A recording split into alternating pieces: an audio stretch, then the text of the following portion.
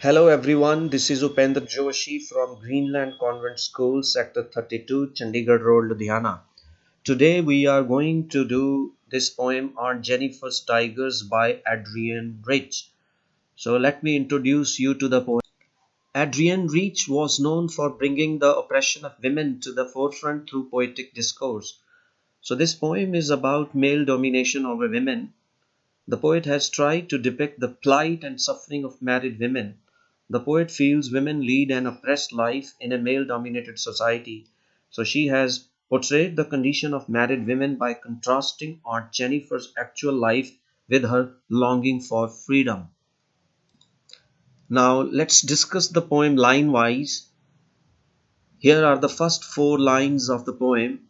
Aunt Jennifer's tigers prance across a screen, bright topaz denizens of a world of green. They do not fear the men beneath the tree. They pace in sleek chivalric certainty. So here, prance means to stand on one's hind leg, especially when the animals do. Screen here is the screen on which the art is embroidering the tigers using uh, topaz color stones, right? So let's have a look at the explanation of the poem, rather these four lines. The poetess says the topaz tigers embroidered by Aunt Jennifer on a green screen are prancing. It means that is the tigers have been embroidered as playing, and they are even fearless of the men standing beneath a tree. The tigers have been portrayed as fearless. They are not afraid of men. Here, the implied meaning is Aunt Jennifer is fearful of men, but tigers are not, fearful of men. So, fearless tigers actually represent uh, Aunt Jennifer's longing for a free life, which she doesn't enjoy, which she doesn't have, right?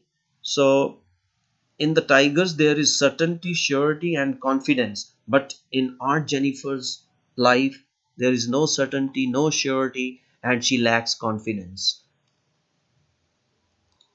Let's have a look at the next two lines. Aunt Jennifer's fingers fluttering through her wool find even the ivory needle hard to pull. So, in these two lines, the poetess is bringing to our focus Aunt Jennifer's physical weakness, which the poet feels Aunt Jennifer has, developed due to her exploitation or overburden in the married life.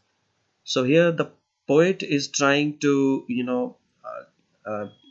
bring to our focus the fact that after her wedding, the Aunt Jennifer became burdened with household responsibilities and duties. Let's proceed ahead. The next two lines are the massive weight of Uncle's wedding band sits heavily upon Aunt Jennifer's hand. As I have already told you in the previous two lines, now here the poet is telling us it in a straightforward manner. She is not implying anything, she is telling it directly. The poetess states that Aunt's marriage has brought her more misery than joy. She has been weighed down under the burden and responsibilities of married life. She feels as if she is a slave, deprived of freedom, liberty, and happiness. So here the poet has clearly stated that the wedding brought a disaster for Aunt Jennifer as individual. Before the wedding, Aunt Jennifer was a free woman who could enjoy her life, but after her, wedding, she became a slave. So let's have a look at the next two lines of the poem. When Aunt is dead, her terrified hands will lie, still ringed with ordeals she was mastered by.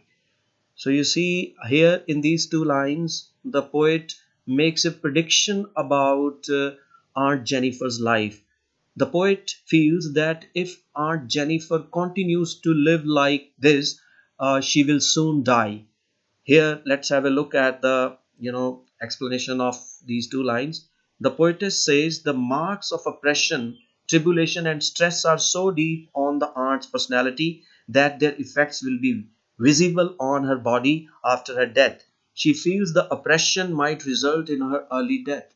So here the ordeals here referred again are the responsibilities, the burdens, and the uh, uh, you know uh, everything she has to do after the wedding, that is the household duties, the responsibilities of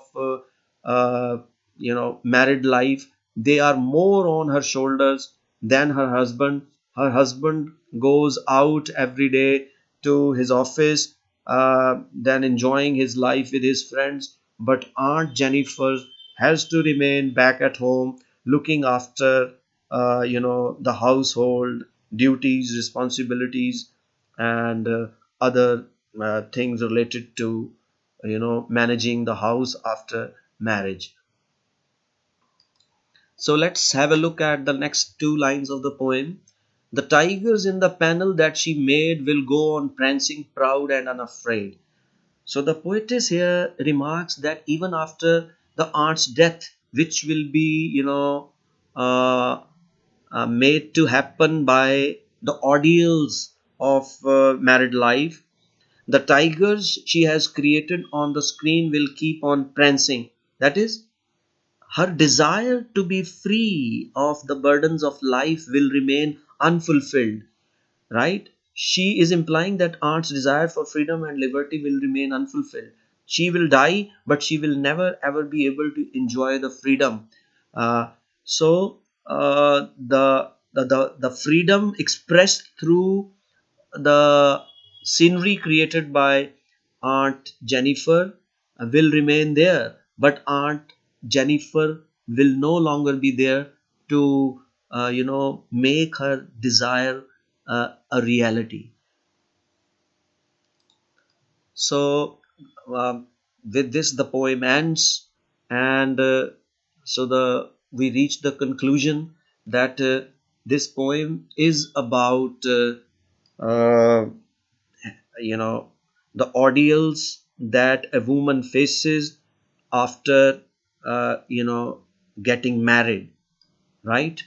So in this poem the poetess has talked about freedom of women, right? uh, so this video lesson was created and presented by Upender Joshi, who is a PGT English teacher at Greenland Convent School, Sector 32, Chandigarh Road, Ludhiana. Thank you very much.